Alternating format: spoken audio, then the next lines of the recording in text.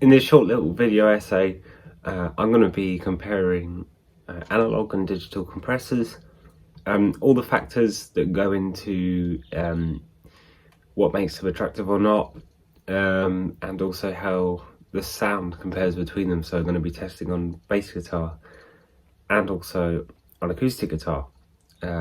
So let's take a look. Okay, so the first thing to note is the settings on the preamps. So I've gone for a low cut around 80 Hz. On the gain on the preamps, we've got about 11 o'clock, just below halfway. And you can see on the compressor that we're getting just a little bit of reduction.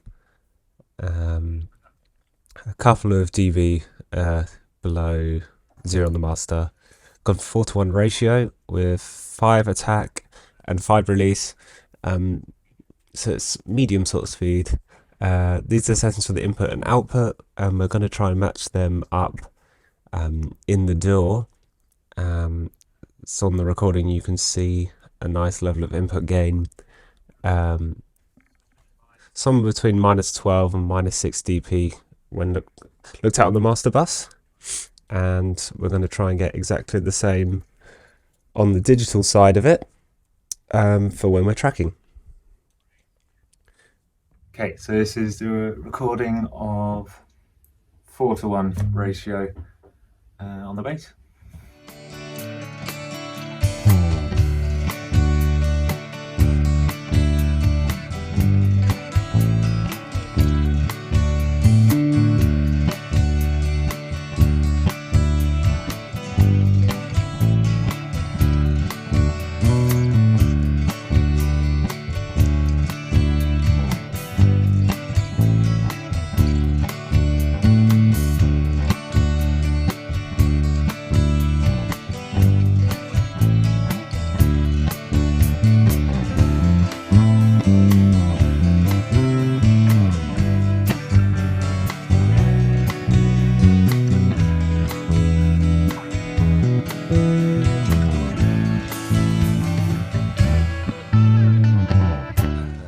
So we're going to switch over to the digital side. So we've got very similar setup here. Threshold of -21, ratio of 4. Not using any make-out gain. We've just boosted the input gain to +9 to get the similar output with the same settings that we was getting on the master bus before, just to try and gain match them as much as possible. And this is the Studio Effect Simulator of Logic. The attack and release works on a different principle digitally. We've got a time set up instead of just stock numbers, but we've gone for roughly the same sort of attack and release. The only difference is the dials are inverted, so the configuration looks different, but it is as similar and as like for like as you can really get between the plugin and the actual unit. Okay, so here's the tracking of digital 4:1.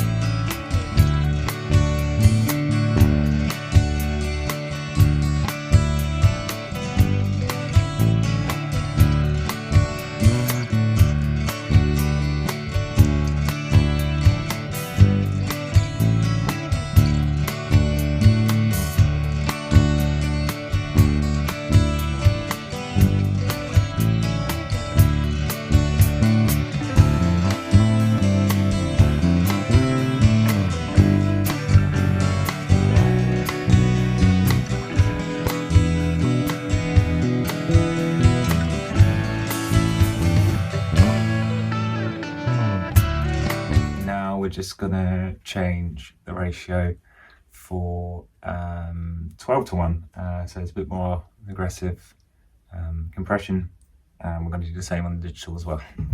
Okay, and now for the analog 12:1. And these are the settings for the 12:1, as you can see. The button's pressed in on the ratio selector. We've gone for a 3 attack and release.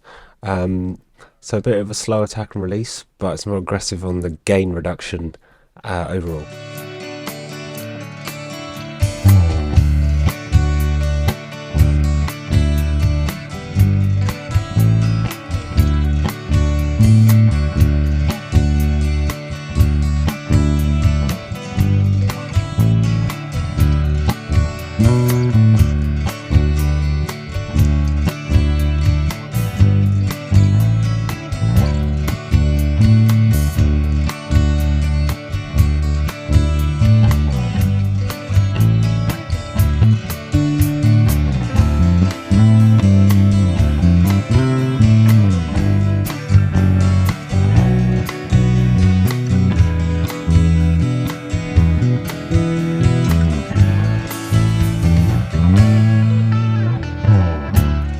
So yeah, basically same setup, 12-1, no makeup gain, 21 here as well.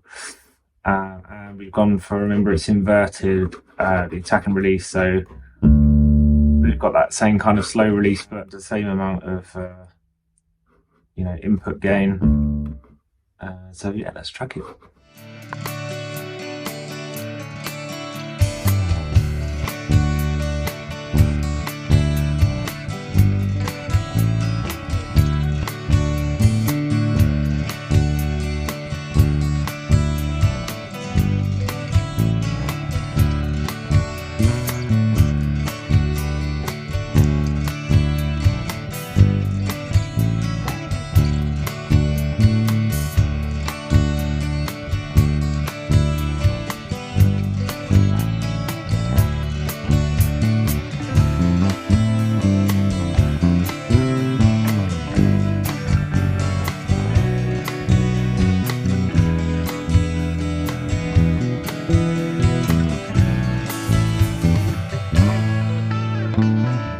Okay, so now we're going to be moving on to acoustic guitar.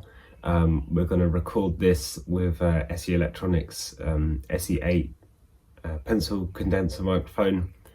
This is a small diaphragm condenser. We're just using that and running it through the unit or through the digital emulator. I'm just going to be placing the mic about 6 inches away from the 14th fret, kind of pointing towards the sound hole. So yeah, one thing you're going to notice both for the bass guitar and the acoustic tracks is the actual input gain going into the DAW is quite boosted already on the analog one, which is quite nice because it's kind of leveled up the signal before you're editing it. But the downside to that, obviously, if you have done that, is that you can't remove it in post like you can with the digital version. So yeah, that's something to bear in mind. And again, we've got the exact same settings on the preamps. So we've got the low cut on both, about halfway up on the gain again, phantom power activated, and we're not using the pad for either.